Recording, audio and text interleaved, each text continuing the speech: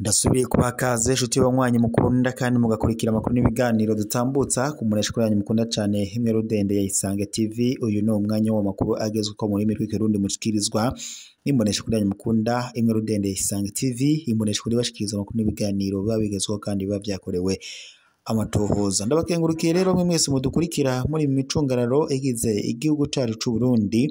Ndabakengurukiye kandi mwe mwese mudukurikira muri mu makungu ya kure. Ndabahaye kaze mu makuru tugira tubashikirize kuri iyi saha, amakuru abayiri wavugwa mu mihingo itandukanye. Ndaguhaye kaze rero mu makuru yacu, amakuru araza gushimikira ku ngingo nkuru zikurikira mu gihugu cyacu cy'u Burundi kuri ubu muri aya masaha. Inkuru duhawe n'amasoko yacu nuko Petero Nkurikiye ahuye n'isanganya rikomeye ndetse bivuga ko ashobora kuba ahasize ubuzima nk'uko amakuru duhawe n'amasoko yacu abishikiriza. Ibi rero bikaba bibereye mu mugwa mukuru w'ubutunzi Bujumbura, aho yari yuriye umutuga ngo yaragiye kuraba ahahungabanye umutekano mu Kigobe. Bivuga ko rero yoba yatezwe n'umugwi witwaje ibigwanisho ukaba uciye urasa umuduga wari umureruye. Ni inkuru rero ishavuje ku mukuru w'igihugu cy'u Burundi Evariste Ndayishimiye, aho rero ngo uyu Petero Nkurikiye ashobora ndetse no kuhasiga ubuzima nk'uko tubishikirizwa n'amasoko yacu atubereye ngaho nyine. Ibyo ngibyo byari biriko birabera. Naho muri Repubulika Iharanira Intwaro ya Kongo ho impunzi z'Abanyarwanda zarasubijwe mu gihugu c'amavuko inyuma y'imyaka ziri mu buja bwa FDLR igoma kuwa 18 Rusama uyu mwaka wa 2025. Umugwi w'abantu 360 b'Abanyarwanda barasubijwe mu gihugu cabo kuri uyu wa gatandatu inyuma y'imyaka bari bamaze bari mu buja bwa FDLR muri Repubulika Iharanira Intwaro ya Kongo. Ico gikorwa ciza cakozwe bifashijwemwo na HCR itegekanya itahukanwa ry'abantu barenga 2000 muri iyo ntumbero nyene. FDLR ni umugwi w'abasize bakoze ihonyabwoko mu Rwanda ryakorewe Abatutsi mu mwaka wa 1994. Ni umugwi witwaje ibigwanisho utera uruhagarara ngaha mu karere. FDLR ni umugwi kandi witwaje ibigwanisho ukorera mu bice bitandukanye byo mu buseruko bwa Repubulika Iharanira Intwaro ya Kongo. Abawugize ahanini n'abahoze ari abasirikare b'u Rwanda hamwe ndetse n'ugwaruka. Bivuga ko bagize uruhara mu ihonyabwoko ryakorewe Abatutsi mu Rwanda mu mwaka wa 1994. Bamaze igihe kinini bakoresha intara za Nord Kivu ndetse na Sud Kivu nk'ibirindiro bikitse inyuma y'umutekano muke wama uhungabana muri aka karere, gutyo bakagumaho. Kuba bari muri ibyo bice byatumye haba indyane hagati ya Kinshasa na Kigali. U Rwanda rwagiriza Repubulika Iharanira Intwaro ya Kongo gushigikira no guha ibigwanisho FDLR. Nawe umukuru w'igihugu cya Repubulika Iharanira Intwaro ya Kongo Antoine Félix Tshisekedi Tshilombo akaba abona ko ari umugwi w'udukwisigarira ugizwe n'abasuma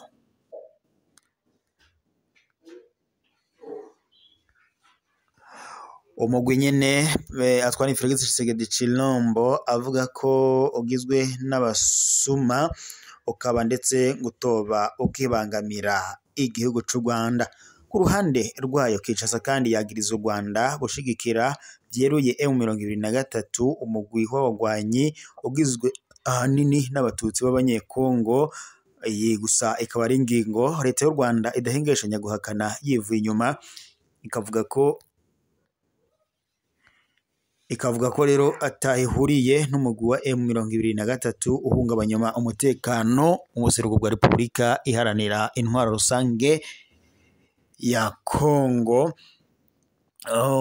kurungika rero ingabo ngo ku butaka bwa Kongo ni bimwe mu byo leta ya Kongo yagiriza leta y'u Rwanda, nubwo ibi byose leta y'u Rwanda idahengeshanya kubihakana yivuye inyuma. Kuva muri 2025 mu M23 iragenzura imigwa mikuru y'intara zibiri zikomeye Nord Kivu ndetse na Sud Kivu, bigatuma ndetse umutekano ubandanya uhungabana mu karere k'ibiyaga binini. Ubuzima bw'umuruho hamwe n'umwizero ku rubibe rwa Goma, bamwe mu basubijwe mu gihugu bavuze ko babayeho igihe bari mu minwe ya FDLR, bagira bati twabayeho mu bwoba budahera, baratubuza kuja mu bibanza byari bigenzurwa n'igisirikare cya Repubulika Iharanira Demokarasi ya Kongo FARDC canka amashirahamwe adaharanira inyungu. Niko byashikirijwe na Josiana, nyina w'abana batatu, avuga ko yamaze imyaka 9 mu mashamba ari mu minwe ya FDLR. Naho Jean Paul afise imyaka 27 yavutse, yavuze ko yishimiye gusubira mu gihugu c'amavuko. Agira ati nari mfise imyaka 2 gusa igihe abavyeyi banje batwarwa ku nguvu, ubu nibwo bwa mbere nsubiye mu Rwanda, numva ko ndi umwe widegembya. Alphonsine uwundi mukenyezi avuga ko benshi muri bo batagira n'ikimenyetso na kimwe c'indangamuntu. Agira ati twavutse kandi dukurira mu mashamba, kuri twebwe u Rwanda ni iciyumviro gusa, si ikintu gifatika, dukeneye ubufasha kugira ngo dusubire kwiyubaka. Itahuka riteye ikibazo, naho uko guhungurwa kubonwa nk'intambwe ikomeye mu bijanye n'ubutabazi, biratera kwibaza ibibazo. Umwidondoro utomoye w'abo bantu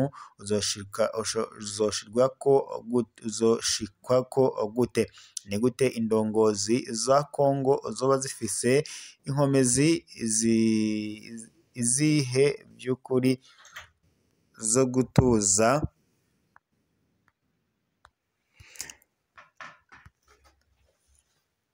inkomezi zo gutuza iyo migwi yitwaje ibigwanisho mvamakungu nka FDLR?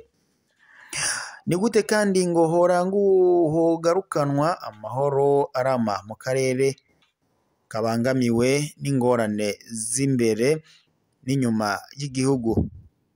Kubwa benshi mu bakibikurikiranira hafi, inyishu ntishobora kuba iyindi atari politike isaba ibiganiro by'ukuri hagati y'u Rwanda na Repubulika Iharanira Demokarasi ya Kongo n'abanyamahanga, mu ntumbero yo guhagarika indyane zama zisubiriza mu karere ka Afurika y'ibiyaga binini.